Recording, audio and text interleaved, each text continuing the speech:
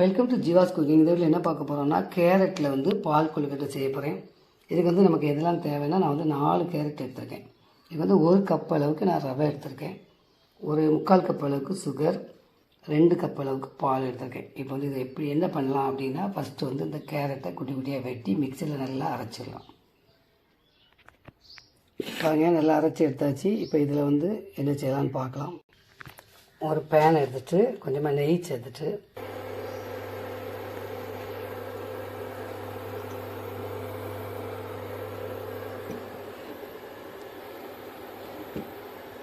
இதில் கொஞ்சமாக எடுத்து நம்ம போடணும்.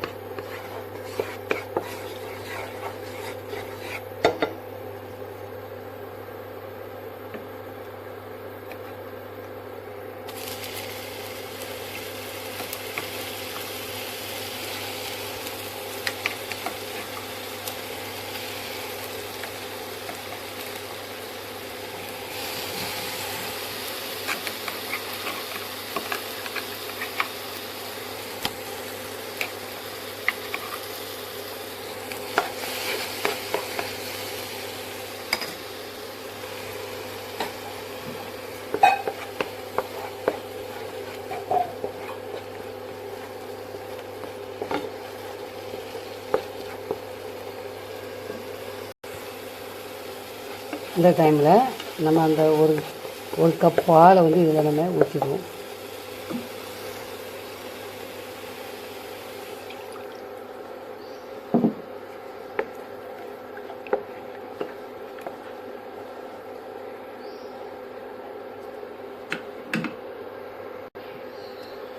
இதில் கொஞ்சமாக சுகர் ஆட் பண்ணிக்கலாம்.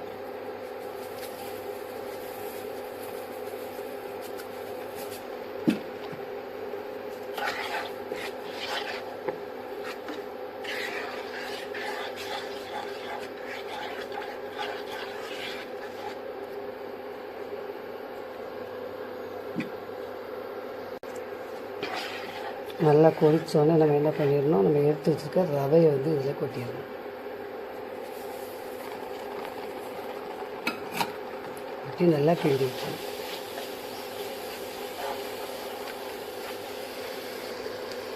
பாருங்கள், இந்த மாதிரி கெட்டியாக வர்ற வரைக்கும் நம்ம நினச்சோன்னா கிண்டிகிட்டே இருக்கணும்.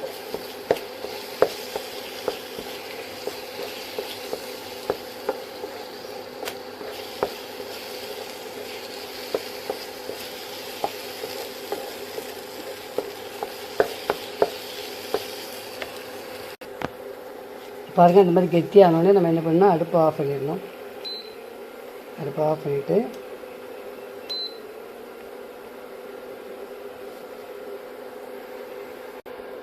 இது வந்து நல்லா ஆறின பிறகு இதை உருண்டையாக நம்ம பிடிக்கணும். இப்போ வந்து நல்லா ஆறிட்டு நம்ம இதை என்ன பண்ணலாம், குட்டி குட்டி உருண்டையாக உருட்டிக்கலாம். பாருங்கள், இது வந்து உருட்டி எடுத்தாச்சு. இப்போ வந்து என்ன பண்ணலாம், இது வந்து ஆவியில் வேக வைக்கணும். அதுக்கு வேக வச்சுட்டு என்ன செய்யலாங்கிறத பார்க்கலாம். பாருங்கள், இப்போ வந்து இதை வந்து ஆவியில் நம்ம வேக வச்சிடலாம். அது வேகட்டும். இப்போ நம்ம திரும்ப அந்த பேனை எடுத்துகிட்டு இதில் என்ன பண்ணலாம் அப்படின்னா, ஏற்கனவே மீதி உள்ள அந்த கேரட்டு அரைச்சது, கொஞ்சம் சுகரு, கொஞ்சம் பால், இந்த மாதிரி ஊற்றி திரும்ப வந்து கொதிக்க விடணும்.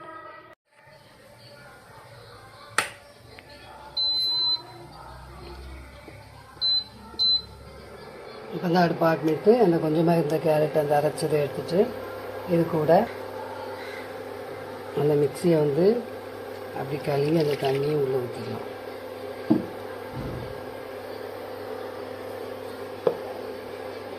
இப்போ அந்த மீதி இருக்க பாலை நம்ம என்ன பண்ணிடலாம், இதில் ஊற்றி நல்லா வந்து வேக விட்டுக்கலாம். மீதி இருக்க பாலையும் ஊற்றிடலாம். இது கூட கொஞ்சமாக சுகர், ஏற்கனவே நம்ம அதில் போட்டிருக்கோம், லைட்டாக போட்டுடுங்க.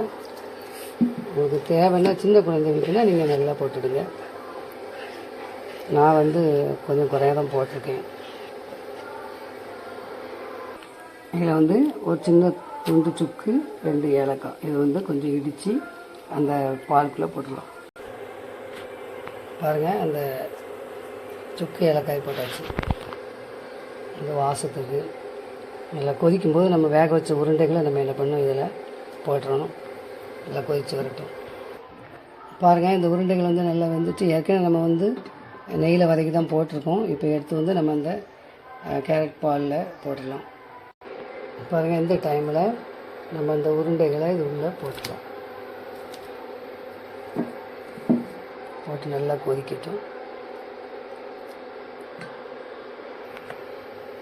பாருங்கள், நம்மளுடைய கேரட் பால் கொழுக்கட்டை ரெடி ஆகிட்டு நல்லா கொஞ்சம் கொதித்து ஏற்கனவே வெந்து தான் இருக்கும். கொதிச்சோடனே நம்ம வந்து அடுப்பு ஆஃப் பண்ணிடலாம்.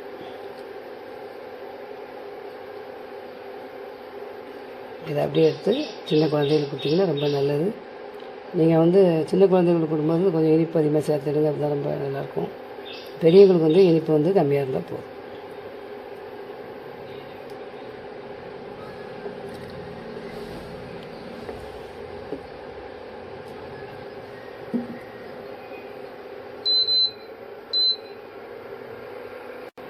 பாருங்கள், நல்லா கொதிச்சுட்டு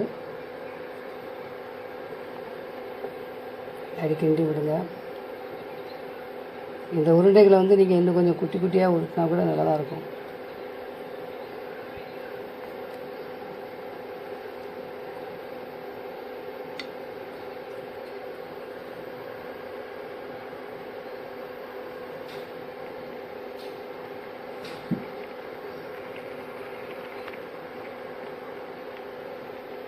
இப்போ வந்து நம்ம மூடி வச்சிடலாம்.